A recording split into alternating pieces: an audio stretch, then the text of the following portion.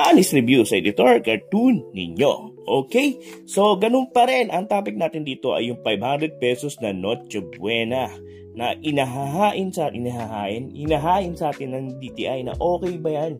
Diba? Okay ba yung 500 pesos pang Noche Buena? Ha?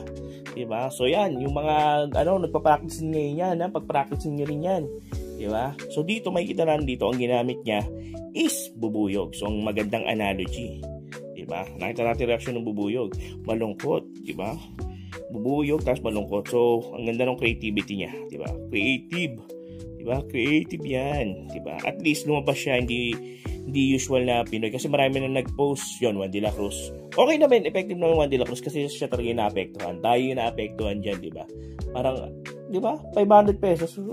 Magkano nga lang yung kape? Diba? Kape, magkano? Or kung sino nakaka-relate dyan, magkano lang ngayon yung bilihin? Diba?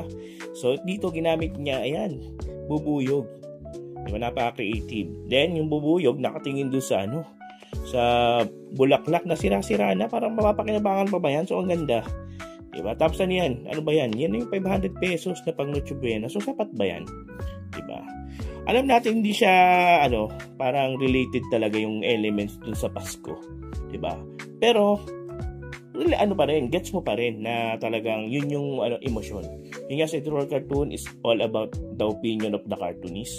Kung paano yung may papakita yung topic or yung pinaka-issue na nangyayari ngayon. And ano yung ba yung opinion niya ngayon doon, diba? So makita natin dito, parang negative, hindi talaga sasapat yan, diba? Nakita mo naman, ang lungkot, tapos sira-sira, or hindi ba pakinabangan, 500 pesos, tapos ikaw DTI, diba?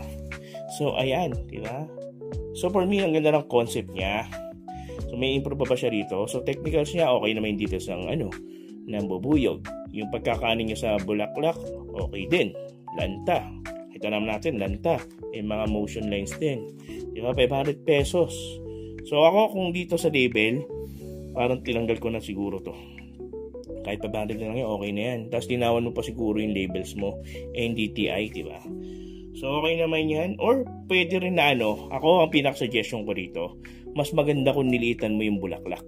Para alam mo hindi sapat din dun sa Tapos, parang nilabas mo pa yung kamay ng DTI. Para talaga mas hawak niya, mas balanse, tas maliit. Parang yan lang ba yung 500 pesos? Di sapat yan para sa akin. Diba? Para may exaggeration pa rin. Na sobrang liit, tapos ang laki ng ng pangailangan, diba?